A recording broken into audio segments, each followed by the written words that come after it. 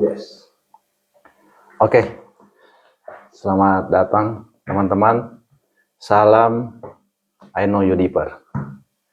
Malam hari ini kita akan bicarakan topik yang lebih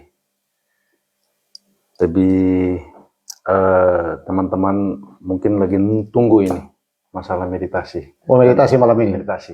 Siap. Dan ada teman kita yang ada hadir sekarang hari ini, Bro Marfil, yang lagi hadir di tempat kita ini. Dan kita sapa dulu Bro Handi. Bagaimana kabar hari ini, Bro Handi? Always good, Mike. Selalu baik. Mantap. Itu yang selalu kita tunggu. Jadi ini Bro Handi gini, ini meditasi ini kan sudah sejak lama yang kita tunggu, yang kerap kali bikin dunia spiritual ini jadi lebih berkembang. Ya. Bisa Bro Handi berikan sedikit gambaran meditasi yang ada sekarang ini, yang bagaimana yang lebih baik? Yang lebih baik. Yang lebih baik. Baik, my brother. Kita berbicara mengenai meditasi. Seperti yang disampaikan tadi, yang lebih baik. Memang meditasi itu sebenarnya baik. Baik. Ya, sebenarnya baik. Nah, nanti mungkin di sini kita akan membedakan meditasi itu dalam versi barat dan juga meditasi dalam versi timur. Dan itu memang sangat berbeda. Sangat-sangat berbeda. Untuk meditasi barat dan meditasi timur. Dan untuk meditasi-meditasi ini, baik barat ataupun timur, dia dipengaruhi oleh budaya, tradisi, dan bahkan ajaran. Oke. Ajaran juga mempengaruhi. Oke. Ini teman-teman kita tarik satu-satu dulu. Karena ini bicara mengenai timur dan barat, ini kan jauh ini. Dari ujung ke ujung ini. Dari ujung ke ujung ini. Betul. Tapi teman-teman kita harus tahu dulu, meditasi ini memberikan keseimbangan bagi tubuh kita. Dan meditasi ini satu hal yang diajarkan dalam keagamaan itu duduk diam. Itu seperti itu, Bro? Atau bagaimana? Untuk meditasi, itu sebentar ini akan saya jelaskan. Duduk diam, dalam arti ada beberapa hal di sini. Duduk diam tapi pikiran jalan, duduk diam juga tapi pikiran berhenti. Itu bedanya di situ di antara timur dan barat. Timur dan barat. Ya. Oke. Di situ dia bedanya. Tapi sudah tepat yang my brother sampaikan itu. Karena ini ada timur barat, kita mulai dari barat. Dari barat. Dari barat. Jadi sudah saya akan jelaskan dari barat. Iya. Dari barat. Jadi begini, my brother. Untuk meditasi dari barat itu dipengaruhi oleh tradisi, budaya, dan juga ajaran. Ya.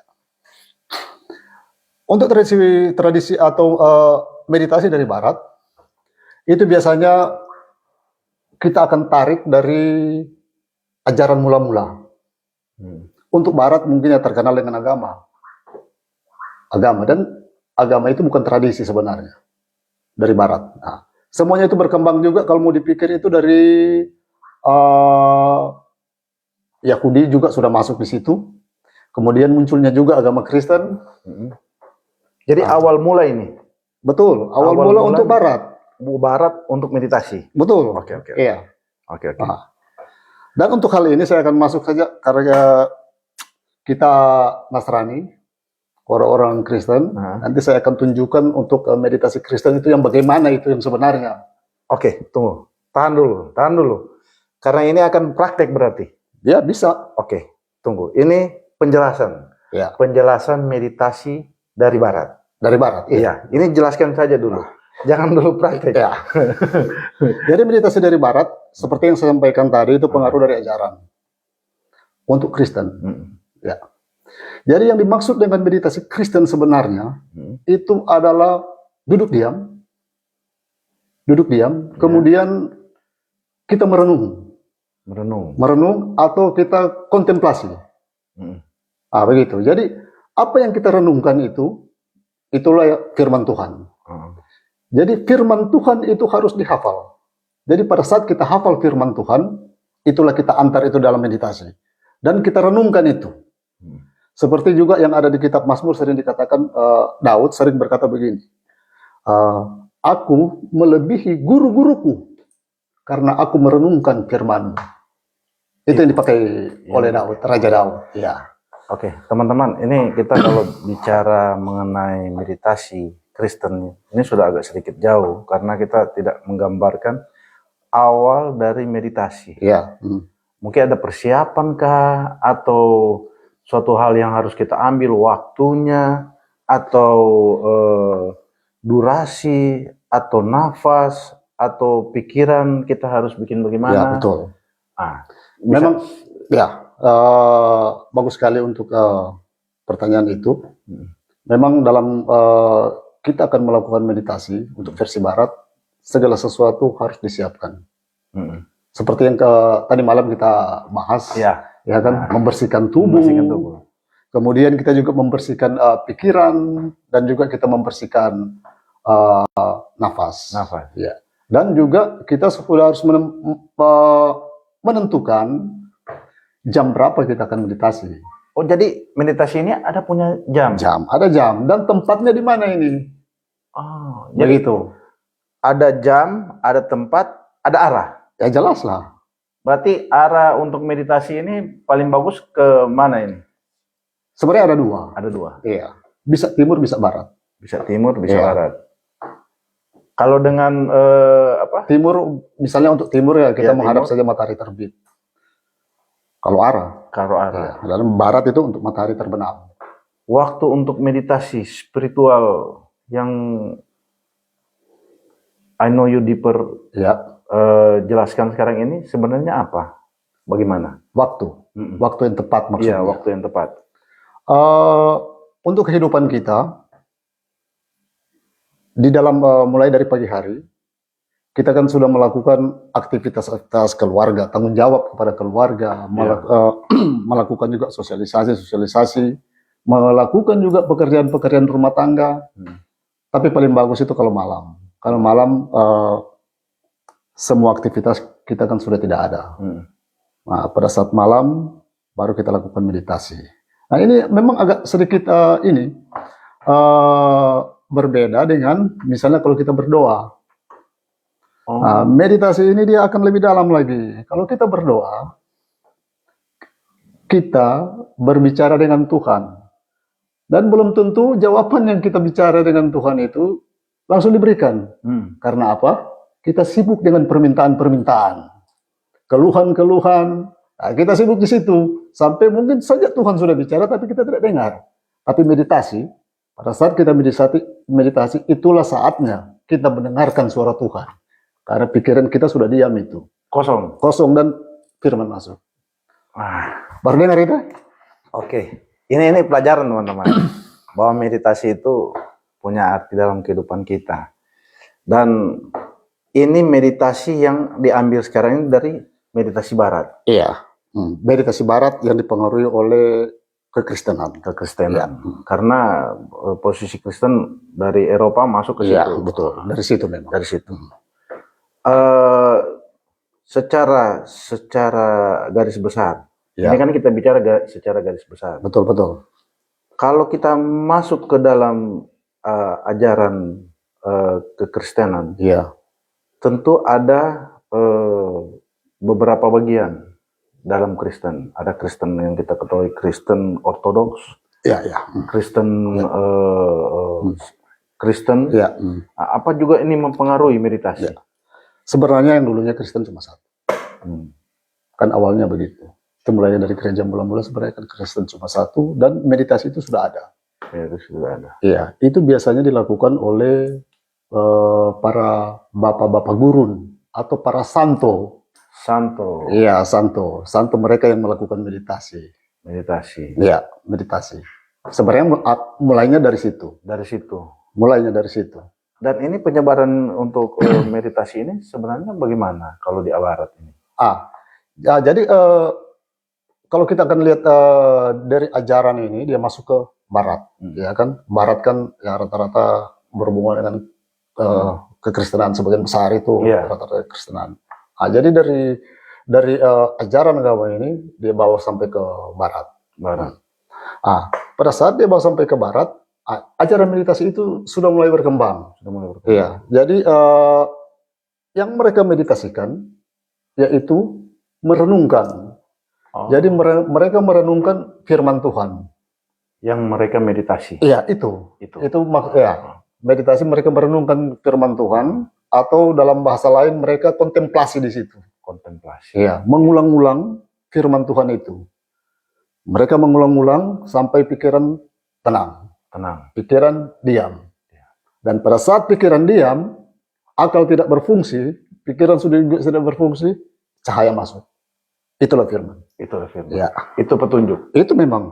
Itulah jawaban yang dicari sebenarnya. Itu. Ya. Oke. Karena ini mengenai meditasi, tentu ada semacam durasi yang paling Ya. baik yang kita ambil. Ya. Ini sebenarnya durasi paling baik ini berapa lama sebenarnya kalau meditasi? Apa dia meditasi durasi contoh 30 menit, 1 jam? Itu sudah sangat sudah efisien atau bagaimana? Untuk meditasi barat ya. Untuk durasi meditasi itu tergantung dari kecakapan sebenarnya. Jadi meditator itu apakah dia sudah pemula atau dia sudah tingkat tinggi atau dia malah sudah tingkat advance. Kalau pemula ada baiknya bertahap saja. Bertahap. Ya, 5 sampai 10 menit, 20 menit lagi. 20 menit lah cukup. Tapi pemula, ini pemula ya. Ya. 20 menit terasa sulit juga itu. Sepertinya akan terasa sulit. Sulit memang. Iya. Ini kita kalau meditasi, Iya. kita kan biasa kalau kita meditasi pada saat kita tutup mata itu hanya gelap. Gelap. Ya. Nah, ada yang bermeditasi itu dia sudah melihat warna. Betul. Ya. Ada yang meditasi itu dia berjalan. Ya. Sebenarnya meditasi barat ini kemana dia? Ke dalam bentuk apa? Dari gereja-gereja ini memberikan penyebaran meditasi ini. Jadi sebenarnya saya tidak berbicara mengenai gereja, tapi pada umumnya barat yang dipengaruhi oleh kekristenan. Oke. Jadi untuk ala meditasi barat, biasanya ada juga mereka meditasi mindfulness untuk ketenangan pikiran, ada juga di situ. Tapi seperti yang saya sampaikan tadi,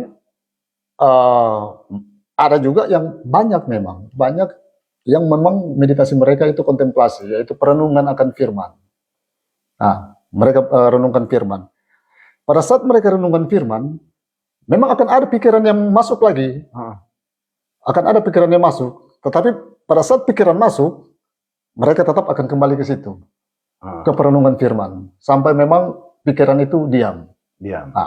Jadi sebentar akan ada korelasi juga dengan meditasi timur. Ada korelasi. Karena semua ini berhubungan dengan pikiran.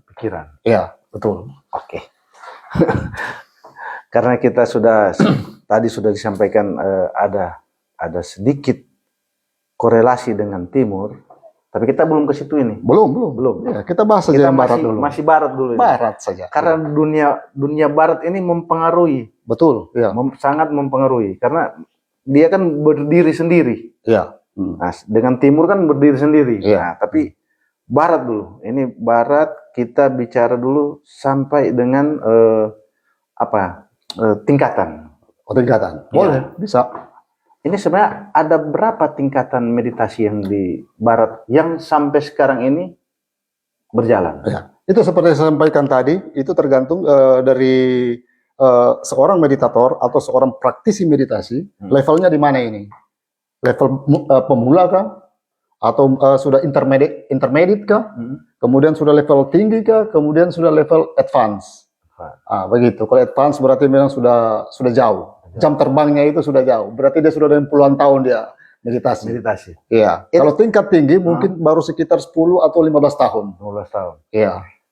Kita bisa, ini kan meditasi ini kan orang yang bermeditasi ini dia kan bergaul seperti dia kebiasaan orang. Betul. Ya. Nah, untuk kita mengetahui orang ini seorang Meditator. meditator, Iya. itu bagaimana? Perilaku saja. Ini di barat ya? Iya. Ini barat. Perilaku saja dan cara dia bercerita. Biasanya orang yang yang melakukan meditasi awalnya perubahan pikiran, mindset dia akan berubah dan kemudian dia akan mengarah ke perubahan kesadaran. Kesadaran dia akan berubah, akan kelihatan di situ. Nah, jadi sedangkan untuk mengucapkan kata-kata yang keras sudah mulai hilang lagi dari ucapan-ucapan. Jadi sudah ada mulut. ketenangan. Ketenangan, ya. Sebab yang dia perlukan itu batin, sebenarnya. Ketenangan batin. Ketenangan. Ya. Jadi dia sudah mampu mengelola pikirannya. Ya, seperti itu, betul. Ya. Oke. Mengelola. Sekarang kita bicara, karena ini sudah, barat ini sudah, kalau nanti kita mau bicara lagi, menggali terlalu dalam mengenai meditasi barat, ini Kita akan masuk ke teknik itu. masuk teknik. Kalau memang itu saya bisa jelaskan teknik-teknik, tapi saya kuasai itu. Iya. Tunggu dulu. Kita masuk lagi ke timur ini. Ya. Nah, bagaimana? Kalau menurut brother? Ini, kalau di barat kita masuk meditasi barat, itu berarti kan kita masuk ke kontemplasi dan juga perenungan akan firman. Ya, toh? Walaupun pikiran tetap masih ada, masih sering datang. Timur ini berbeda. Timur berbeda. Berbeda jauh memang. Jauh. Walaupun ada korelasi sedikit, tapi agak berbeda. Karena timur, mereka masuk memang ke dalam batin. Tunggu. Ya. Tunggu. Tahan dulu. Ini timur ini kan ada beberapa negara yang sangat maju dalam meditasi. Betul, dari zaman purba itu. Dari zaman purba. Ada yang dari India, ada yang dari Jepang, ada yang dari Cina. Ya. Dan kita Nusantara Indonesia. Nusantara Indonesia. Ya. Nah, ini yang kita bahas ini yang di India dulu. India. Karena begini ya. Salah satu akar kehidupan itu memang dari India. Di Jepang juga berkembang meditasi, tapi meditasi Buddha. Buddha juga dari India. Sebelum agama Buddha ada, Siddhartha Gautama dia agama Hindu. Gitu, ya, nah. Jadi perkembangan untuk meditasi yang ada di India itu semuanya berakar dari Hindu. Dari Hindu sebenarnya dia berakar dari situ. Tapi kita tidak akan menyebutkan itu Hindu atau Buddha. Kita itu saja India. India. Budaya India atau tradisi India. Jadi yang dimaksud dengan meditasi India itu mereka masuk ke dalam diri untuk menemukan sesuatu yang ada di situ. Tahu namanya sesuatu itu apa? Atman dan Brahman. Itu juga meditasi ini mempengaruhi meditasi yang ada di Nusantara. Karena kepercayaan awal mula-mula dari Nusantara itu cuma satu, Siwa Buddha. Masuknya dari situ. Ya, masuk dari situ. Siwa Buddha. Jadi ajaran itu masuk ke dari India, dibawa juga ke Nusantara dan muncul ajaran Siwa Buddha.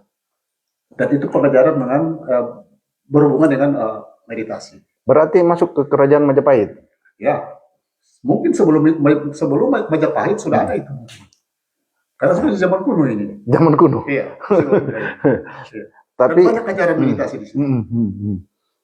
Nah, kita kalau bicara tentang meditasi yang dari timur, ini India ini kan paling enak kita bicara.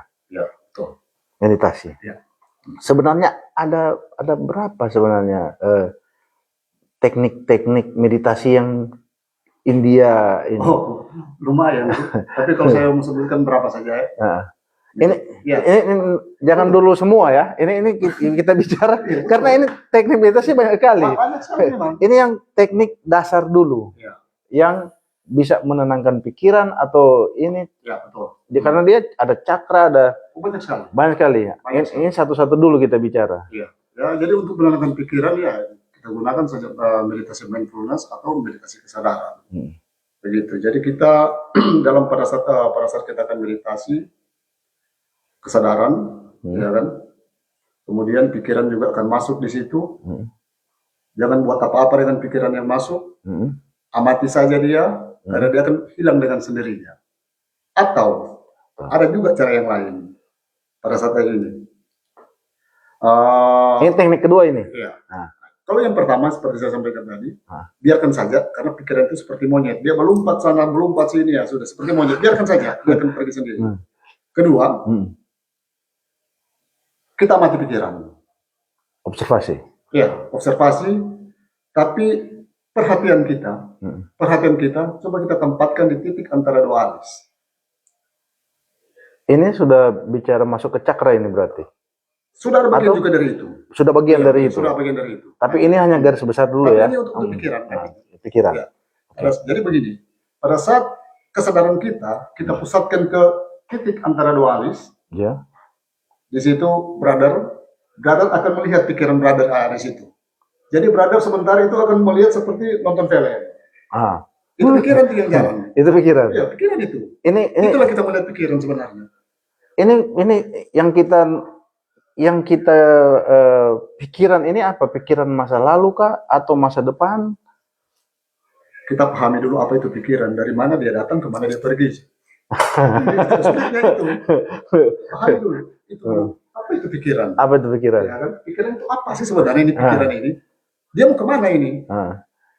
Kemana dia akan pergi ini? Itu. Kalau kita sudah dapat pahami itu, berarti kita sudah bisa menaklukkan pikiran dan kita akan hidup dalam kesadaran. Gitu. Jadi pada saat kita meditasi, yang kita masuk di antara tidak sadar, tapi kita menjadi sadar. Iya, betul. Iya, dari ketidaksadaran kita dan kita memang menjadi sadar.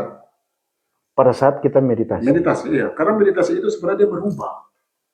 Dia merubah cara kita berpikir, pola kita berpikir, bahkan mindset kita bisa berubah itu. Kalau kita melakukan meditasi yang intens. Oke. Jadi sebenarnya I know you deeper. I know you deeper. Ya. Menurut I know you deeper, meditasi timur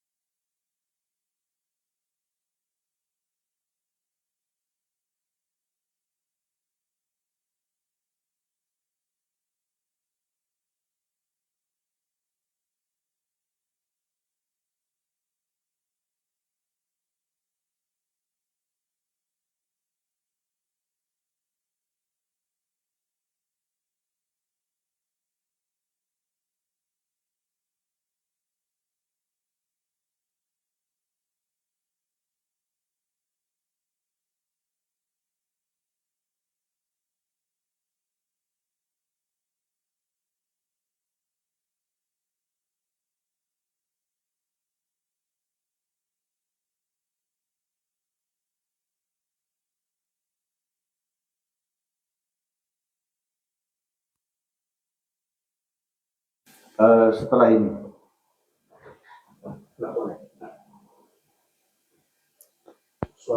So, boleh nih?